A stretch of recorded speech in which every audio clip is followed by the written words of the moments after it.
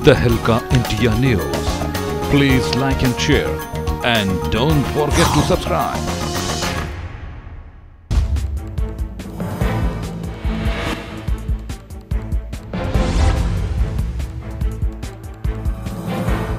नमस्कार, स्वागत है आप सभी का तहलका इंडिया न्यूज में। मैं हूं योगेश धसमान और आप देख रहे हैं खबर उत्तराखंड। चलिए शुरू करते हैं खबरों के सिलसिले को। खबर उत्तराखंड के मसूरी से है, जहां आपको है कि धनौल्टी मार्ग पर एक दर्दनाक हादसा हुआ है। यहां आज सुबह एक कार गहरी खाई में जा गिरी। हादसे में 3 लोगों की मौके पर ही मौत हो गई, जबकि एक घायल व्यक्ति बताया जा रहा है। जानकारी के मुताबिक एक कार धनौल्टी मसूरी मार्ग से PPCL के पास करीब 500 मीटर गहरी खाई में जा गिरी। कार में 4 लोग सवार थे, जिसमें से 3 की मौत हो गई। वहीं एक गंभीर रूप से घायल हुआ है। पुलिस ने स्थानीय लोगों की मदद से घायल को सेंट मैरी हॉस्पिटल में भर्ती कराया है। बताया जा रहा है कि चारों युवक दिल्ली के रहने वाले और सुबह धनौल्टी से मसूरी की ओर आ रहे थे कि तभी अचानक कार बेकाबू हो गई, लगभग 500 मीटर नीचे गहरी खाई में जा गिरी। घटना की सूचना मिलते ही मसूरी पुलिस, 108 एम्बुलेंस और फायर सर्विस मौके के लिए रवाना हुई और खाई में से घायल युवक को रेस्क्यू कर अस्पताल पहुंचाया। अब खबर उत्तराखंड के सितारगंज से, जहां प्रशासन ने अवैध खनन करने पर 3 खनन माफियाओं को ब्लैक लिस्ट कर दिया है। कैलाश नदी से खनन करने पर तीनों पर जुर्माना लगाया जाएगा। साथ ही उनके खिलाफ FIR दर्ज करने की भी तैयारी की जा रही है। जानकारी के मुताबिक लंबे वक्त से खनन माफिया रात के अंधेरे में कैलाश नदी से मिट्टी का अवैध खनन कर रहे थे, जिसको लेकर SDM को लंबे वक्त से इनकी शिकायतें मिल रही थी। वहीं जब SDM ने खुद मौके का मुआयना किया तो ट्रॉलियों में मिट्टी की जगह सिल्ट भरी मिली। वहीं माफिया सिल्ट खनन से जुड़े कागजात भी नहीं दिखा पाए और ट्रैक्टर लेकर फरार हो गए, जिसके बाद ये कार्रवाई की गई है। जो परमिशन हुई थी वो नदी से 500 मीटर दूर था, तो उनको परमिशन वहाँ पर दी गई थी मिट्टी खनन के लिए। लेकिन जब परसों में क्षेत्र में भ्रमण में थी तो मुझे ये एक ट्रक जब रोक के मैंने ट्रॉली की चेकिंग की तो उसमें भरी हुई थी सिल्ट नदी की नाली होती है। तो जब उनसे कागज़ मांगे गए तो उनके द्वारा मिट्टी की परमिशन के कागज़ दिखाए गए। तो उस पर शक होने पर मेरे द्वारा फिर मौके पर जाकर चेक किया गया संबंधित जहाँ से वो मिट्टी खनन करके लाई जा रही थी। तो वहाँ पर देखा गया कि नदी के बगल में ही कुछ व्यक्ति द्वारा खनन किया जा रहा है। जब लेबर से पूछा गया तो उनके द्वारा सुखदेव, लखा और अशरफ, ये भगौरी और तुर्कतेश्वर के निवासी हैं, उनके नाम बताए गए। तो उसके बाद फिर खान विभाग की टीम और आज भी चेचिस नंबर भी पड़ा हो। तो इस प्रकार से हम लोग उन्हें चेक करते रहते हैं और जो भी इस प्रकार के अवैध खनन में है तो उस पर FIR भी करवाई जा रही है और जो पेनल्टी की कार्रवाई होती है वो भी अलग से की जा रही है। तो मैडम FIR के लिए भी हम लोग इसमें पुलिस को उसमें रिपोर्ट भेज रहे हैं और FIR भी उनके खिलाफ कराई जा रही है। उत्तराखंड में स्वास्थ्य विभाग की तरफ से सरकारी अस्पतालों में चलाए जा रहे ऑपरेशन कायाकल्प के तहत देहरादून से खटीमा पहुंची 3 सदस्यीय डॉक्टरों की टीम ने 100 बेड के अस्पताल में स्वास्थ्य सुविधाओं का जायजा लिया। प्रदेश के सरकारी अस्पतालों में स्वच्छता और बेहतर स्वास्थ्य सुविधाओं के लिए ऑपरेशन कायाकल्प चलाया जा रहा है, जिसके तहत शुक्रवार को खटीमा चिकित्सालय में देहरादून से डॉक्टरों की 3 सदस्यीय टीम पहुंची। ऑपरेशन कायाकल्प की टीम के सदस्यों ने नागरिक चिकित्सालय में सफाई व्यवस्था का जायजा लिया, साथ ही ऑफिस में जाकर जरूरी कागजात भी खंगाले। इस दौरान अस्पताल प्रबंधन को व्यवस्थाएं और बेहतर करने के निर्देश दिए गए। के अंतर्गत हम ये चिकित्सा इकाइयों में कायाकल्प प्रोग्राम चलता है, जिसमें चिकित्सालयों में सफाई व्यवस्था, निर्जमीकरण के ऊपर ध्यान दिया जाता है। खबर उत्तराखंड के दिनेशपुर से है, जहां नशे के खिलाफ चलाए जा रहे अभियान में पुलिस को बड़ी कामयाबी मिली है। चेकिंग के दौरान पुलिस टीम ने अफीम के साथ 2 तस्करों को गिरफ्तार किया। आरोपियों के पास से 1.5 किलो अफीम बरामद हुई है। आरोपियों ने बताया कि वो उत्तर प्रदेश के शाहजहांपुर से अफीम लाकर रुद्रपुर और गदरपुर में बेचते थे। आरोपियों की माने तो उस काम में मोबाइल का कम इस्तेमाल किया जाता था ताकि पकड़े जाने की संभावना न हो। दोनों आरोपियों से पूछताछ के आधार पर एक बड़े नेटवर्क का खुलासा होने की पुलिस को उम्मीद है। वहीं इस मामले में शाहजहांपुर पुलिस को भी सूचना दे दी गई है। इसके आसपास के क्षेत्रों में काफ़ी समय से अफीम की खपत की सूचना मिल रही थी। जकरपुर थाने की पुलिस थानाध्यक्ष ललित जोशी के नेतृत्व में इसमें लगातार काम कर रही थी। मुखबिर मामले किए गए थे। आज मुखबिर की सूचना के आधार पर 2 व्यक्तियों लियाकत और असद को गिरफ्तार किया गया है। इनके पास से 1.5 किलो अफीम बरामद की गई है। ये शाहजहांपुर के रहने वाले हैं और यहाँ स्थानीय लोगों को बेचने के लिए आए हुए थे। इनके पास एक स्विफ्ट गाड़ी भी बरामद की गई है। इस अफीम की अंतर्राष्ट्रीय कीमत 15 से 20 लाख रुपए के लगभग है। इनके आपराधिक इतिहास को खंगाला जा रहा है। पुलिस के द्वारा ये बहुत अच्छा कार्य किया गया है। पुलिस टीम को मेरी ओर से 1500। और यहाँ रुकें छोटे से ब्रेक के लिए। ब्रेक के बाद अन्य खबरों के साथ फौरन हाजिर होते हैं। बने रहिए तहलका न्यूज़ के साथ।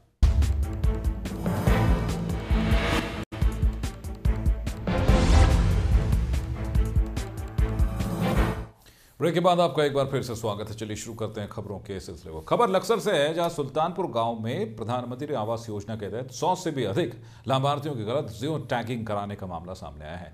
मामले का संज्ञान लेते हुए लक्सर ब्लॉक प्रमुख संजय सिंह ने पंचायत सचिव के खिलाफ FIR दर्ज कराने के आदेश दिए हैं। आपको याद है कि पिछले दिनों सुल्तानपुर की ग्राम प्रधान ने लक्सर के खंड विकास अधिकारी और ब्लॉक प्रमुख को शिकायती पत्र देकर बताया था कि उनके गाँव सुल्तानपुर में कुल 121 आवास विहीन गरीब लोगों का चयन प्रधानमंत्री आवास योजना के तहत किया गया था। पंचायत सचिव को जियो टैगिंग के आधार पर इन लाभार्थियों का सर्वे करना था और इसके लिए विभाग द्वारा पंचायत सचिवों को जियो टैगिंग की मोबाइल एप्लीकेशन दी गई थी। आरोप है कि उनकी पंचायत के सचिव ने चयनित लाभार्थियों के अलावा ऐसे 125 दूसरे ऐसे लोगों की भी जियो टैगिंग कर दी जिनका योजना में चयन भी नहीं हुआ है। इसके बाद इसे गंभीर मामला मानते हुए आरोपी पंचायत सचिव के खिलाफ FIR दर्ज करने के निर्देश दिए गए।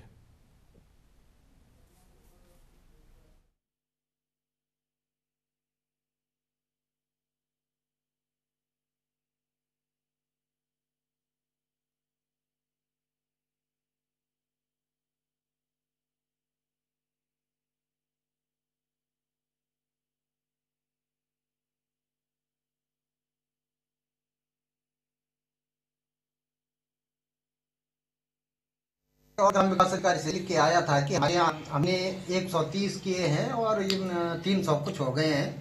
तो जो अतिरिक्त थे जो अपात्र थे उन्होंने लिखा था कि इनको हटिया है, तो हमने ऐप से हटा दिए हैं।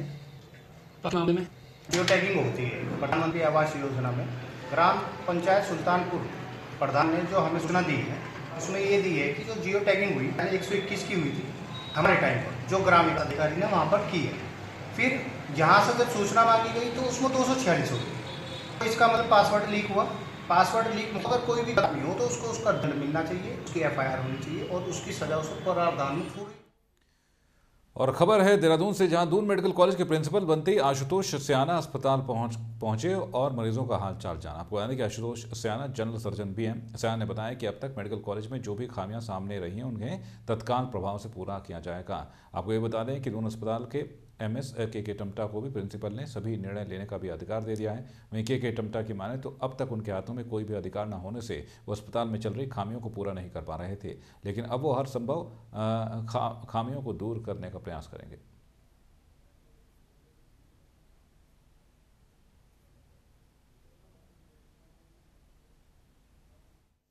देखिए, अस्पताल की अभी तक मेरे पास पावर नहीं थी। उन्होंने कहा अस्पताल की पावर हम आपको दे रहे हैं, और लेकिन सब काम आपको अस्पताल में आपको देखना होगा। जो कमी होगी, जो अच्छाई करेंगे वो आपके द्वारा होगा, ये उन्होंने मुझे आश्वासन दिया है।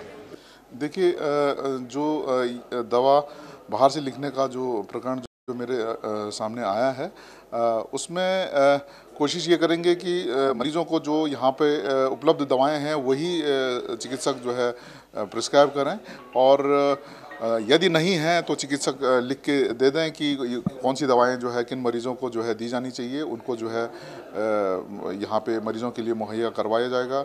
और उसके बावजूद भी जो है जन औषध केंद्र की स्थापना की जाएगी और उसमें सभी दवाओं को जो है रखने का प्रयास किया जाएगा। देहरादून से अगली खबर है, जहां लगातार स्वाइन फ्लू के मामले बढ़ते ही जा रहे हैं। मैं इंद्रेश अस्पताल में भी स्वाइन फ्लू के 3 मरीज भर्ती हैं और अब तक 1 मरीज की स्वाइन फ्लू से मौत भी हो चुकी है। वहीं आपको बता दें कि अस्पताल के प्रमुख अधीक्षक विनय राय ने पत्रकार वार्ता की। उन्होंने कहा कि अस्पताल में आने वाले स्वाइन फ्लू के मरीजों के लिए विशेष इंतजाम किए गए हैं। साथ ही उन्होंने सरकार से भी अपील की है कि यदि सरकार चाहे तो स्वाइन फ्लू के मरीजों की जाँच भी इंद्रेश अस्पताल में करा सकती है, जिससे कि मरीजों की रिपोर्ट को जल्द से जल्द मरीजों को दिया जा सके। आपको बता दें कि इंद्रेश अस्पताल में भी स्वाइन फ्लू की जाँच की जा रही है।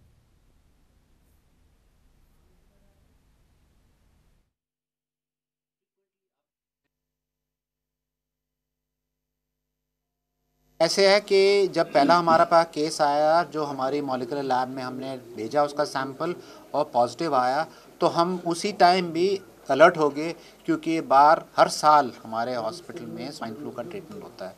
इसीलिए तुरंत हमने एक नोडल ऑफिसर डिटेल कर दिया है। रेस्पिरेटरी मेडिसिन के हमारे नोडल ऑफिसर हैं, डॉक्टर जगदीश रावत हैं, वो HOD भी हैं। हमने एक वार्ड भी रख दिया है जहाँ पे मरीज़ों का इलाज करेंगे, और जो सीरियस पेशेंट्स हैं उसके लिए हमने एक ICU भी तैयार कर दिया है, जहाँ पे अगर वो सीरियस कॉम्प्लिकेटेड फ्लू हो उसको हम वो इलाज कर सकते हैं। सबसे ज़रूरी अच्छी बात ये है कि हमारी मॉलिक्यूलर लैब में with in 8 to 10 hours diagnosis हो जाएगी। और पेशेंट जैसे पहले था, सैंपल्स दिल्ली भेजते थे और दिल्ली से जब रिज़ल्ट आती थी 6-7 दिन लग जाते थे, उससे बीमारी फैल सकती थी। अब हमारे पास मॉलिक्यूलर लैब है, सारी फैसिलिटीज़ हैं, और हम ये कहना चाहते हैं, गवर्नमेंट से भी कहना चाहते हैं, अगर कोई पेशेंट के जिसके प्रीमॉनिटरी सिम्टम्स हो, जिसको ज़ुकाम हो, जो सीरियस हो, ब्रेथलेसनेस हो, वो ज़रूर हमारे हॉस्पिटल भेजिए। हम उनका इन्वेस्टिगेट करेंगे, मॉलिक्यूलर लैब से इन्वेस्टिगेट करेंगे और करेक्ट एक्यूरेट डायग्नोसिस करके उसको हम। अगली खबर देहरादून से है, जहां अटल आयुष्मान योजना के तहत इंद्रेश अस्पताल में आप जा रहे हैं तो बेशक जा सकते हैं, लेकिन आपको पहले सरकारी अस्पताल जाना होगा, जहां से आप अपना इलाज इंद्रेश में करवा सकते हैं। महंत इंद्रेश अस्पताल के प्रमुख अधीक्षक विनय राय ने कहा है कि अब तक महंत इंद्रेश अस्पताल ने प्रधानमंत्री अटल आयुष्मान योजना के अंतर्गत अस्पताल में 70 से ज़्यादा मरीज इस योजना का लाभ ले चुके हैं। साथ ही उन्होंने कहा कि सरकार के द्वारा मिलने वाली अटल आयुष्मान धनराशि भी उन्हें लगातार मिल रही है। आपको बता दें कि अटल आयुष्मान के तहत सरकार अब तक इंद्रेश अस्पताल को 6 लाख रुपए की धनराशि भी दे चुका है। दोनों योजना चल रही है हमें, आयुष्मान भारत योजना जो सेंट्रल गवर्नमेंट की स्कीम है और अटल आयुष्मान भारत योजना जो स्टेट गवर्नमेंट की स्कीम है, और दोनों स्कीम्स एक जगह से रेगुलेट हो रही है। और उसके अभी तक तो हमारे पास 70 से 80 पेशेंट्स एडमिटेड हैं, रेगुलरली पेशेंट्स आ रहे हैं और हमको उनको इनकरेज कर रहे हैं। एक बहुत ज़रूरी बात है, जो पेशेंट हमारे पास आता है वो हमारे लिए रेफर्ड आना चाहिए, चाहे गवर्नमेंट हॉस्पिटल से आए, चाहे गवर्नमेंट डिस्पेंसरी से आए, चाहे पीएससी से आए, सीएससी से आए, डायरेक्टली हमारे पास नहीं आएगा। यहाँ पे कार्ड बनाने की फैसिलिटीज़ हैं, कार्ड नहीं है तो उसका कार्ड बन जाएगा, यहाँ पे है, बट पेशेंट रेफ़र आना चाहिए गवर्नमेंट इंस्टीट्यूशन से और उसका इलाज करेंगे। और अब खबर है उत्तराखंड के उधम सिंह नगर से, जहां आपको बता दें कि खटीमा में आज नाले में शव के मिलने से सनसनी फैल गई। पुलिस ने शव को नाले से बाहर निकाला तो शव की शिनाख्त लापता एकता वर्मा के रूप में की गई है। पुलिस के अनुसार लाश पानी में 5 से 6 दिन पुरानी लग रही है। शव का पंचनामा कर शव को पोस्टमार्टम के लिए भेज दिया गया है। परिजनों ने हत्या का आरोप लगाया है। फिलहाल पुलिस मामले की जाँच कर रही है।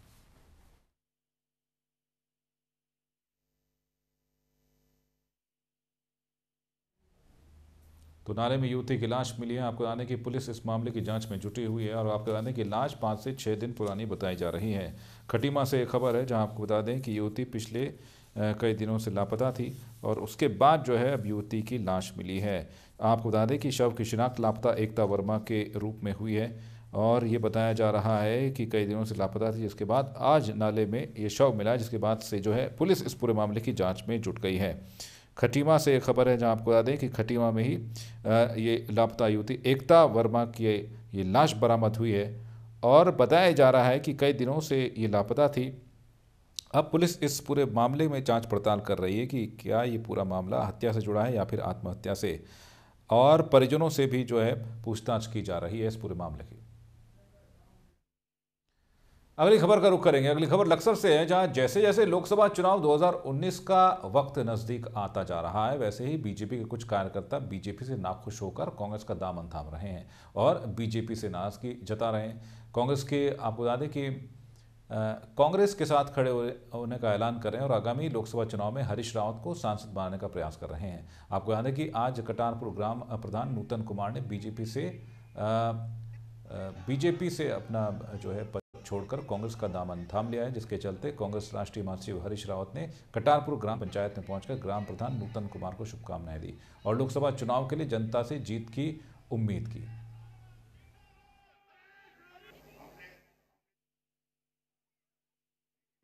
जी ने कहा है कि मैं देश बनाने की जो राहुल गांधी जी की मुहिम है उसका सिपाही बनना चाहता हूं, तो इसलिए ये हमारे लिए दोनों फायदे। देखिए, लोकसभा चुनाव को देखते हुए हम इनको लोकसभा चुनाव की तैयारी को देखते हुए जोड़कर, मैं राजनीतिक व्यक्ति हूँ, इसलिए मेरे हर काम को चुनाव के नज़रिए से भी देखा जाएगा, मैं इतराज़ नहीं करता।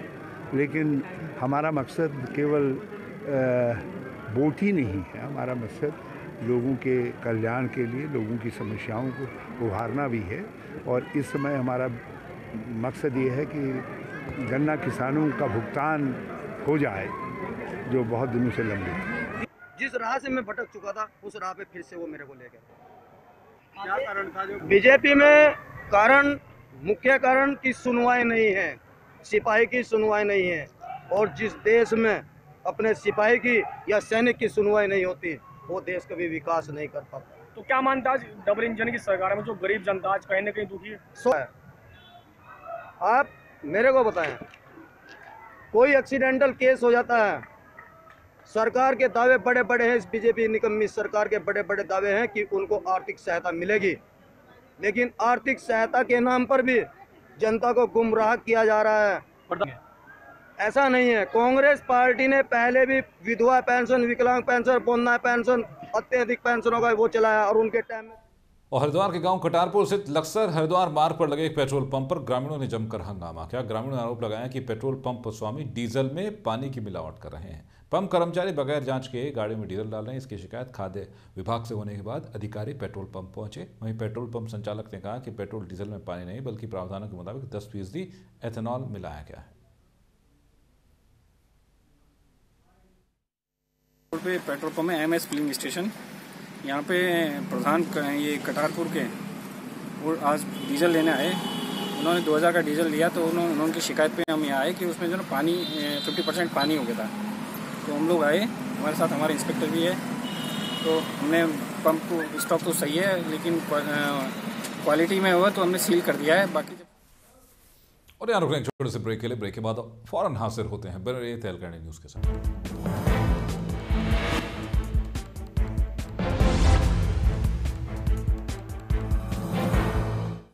ब्रेक के बाद आपका एक बार फिर से स्वागत है। खबर कांचीपुर से है, जहां अधिवक्ताओं द्वारा तहसील को सरकार द्वारा शहर से अन्यंत्र स्थान पर स्थानांतरित किए जाने की सूचना पर तहसील के वकीलों ने अपना कार्य बहिष्कार कर सरकार के खिलाफ नारेबाजी की। आपको याद है कि कांचीपुर तहसील नगर क्षेत्र के भीड़ भाड़ वाले इलाके में स्थापित है, इससे शहर पर यातायात सहित अन्य दबाव बना रहता है। इसको ध्यान में रखते हुए कांचीपुर तहसील को स्कॉट फॉर्म IIM के पास स्थानांतरित किए जाने का प्रस्ताव रखा गया है, जिसकी सूचना पर तहसील के वकीलों का गुस्सा फूट पड़ा और उन्होंने अपने कार्यों का बहिष्कार करते हुए जमकर नारेबाजी की। वहीं इसके चलते तहसील में अपने कार्यों के लिए आने वाले लोगों को भी भारी परेशानी का सामना करना पड़ा है। वकीलों की पहली डिमांड तो यह है कि यहाँ पर जो है तहसील का स्थानांतरण किसी और अन्य जगह पर करने जा रही है सरकार, और उसके तहत ये यहाँ अगर ये बनाई जाए तहसील और कुछ समय के लिए जाए तब तो हमें कोई आपत्ति नहीं है, लेकिन यहाँ काशीपुर नगर के बीचों बीच में जो हमारी तहसील बनी हुई है, इसको अगर यहाँ से हटा के 10-15 किलोमीटर दूर अगर इसे पहुँचाया जाता है तो इसमें जनता को बहुत बड़ी परेशानी होगी, हम लोगों को भी परेशानी होगी, और हम जनता की समस्याओं को और अपनी समस्या को सभी को ध्यान में रखते हुए हमने हड़ताल। खबर कोटद्वार से है, जहां वन मंत्री हरक सिंह रावत की विधानसभा क्षेत्र कोटद्वार में उनकी पार्टी के नेताओं का प्रचार प्रसार इस कदर जोरों पर है कि वो देश के नौनिहालों के भविष्य को ही प्रचार प्रसार का केंद्र बनाने में तुले हुए हैं। वन मंत्री हरक सिंह रावत के विधानसभा क्षेत्र कोटद्वार शहर के शिक्षण संस्थानों को पोस्टरों से भर दिया गया है, जिससे इस देश का भविष्य शिक्षा की तरफ कम और पोस्टरों की ओर ज्यादा आकर्षित हो रहा है, जिसके कारण नौनिहालों का भविष्य अंधकार में जाने लगा है। कोटद्वार शहर के बीचों बीच राजकीय इंटर कॉलेज की दीवारों को नेताओं ने अपने प्रचार प्रसार का अड्डा बना रखा है। हर दिन इन दीवारों पर नेताओं के बधाई संदेश देने के पोस्टर लगा दिए जाते हैं। बार बार देते हैं, बाहर आके उनको भगाते भी हैं, जो आते हैं वहाँ पर पोस्टर चिपकाते हैं। That is totally wrong. We are not appreciating this thing ना, बट आते हैं, हम जैसे अंदर रहते हैं, हम अपने काम कुम करते हैं, वो आते हैं और पोस्टर लगा के चले जाते हैं। इवन प्रिंसिपल सर पोस्टर फाड़ते भी हैं, but during the time they will repeating this thing. जहाँ जहाँ सार्वजनिक संपत्ति है, जो संपत्ति का कस्टोडियन है, उसकी जिम्मेदारी है कि तुरंत उस पर एक्शन ले, और यहाँ पर जो भी भवन स्वामी होंगे, जो भी उस संपत्ति के कस्टोडियन होंगे, उनसे कहा जाएगा कि इसमें। तो इस बुलेटिन में अभी के लिए बस इतना, और खबरों की जानकारी के लॉग ऑन कीजिए हमारी वेबसाइट tehlkandi.com पर। फिलहाल दीजिए।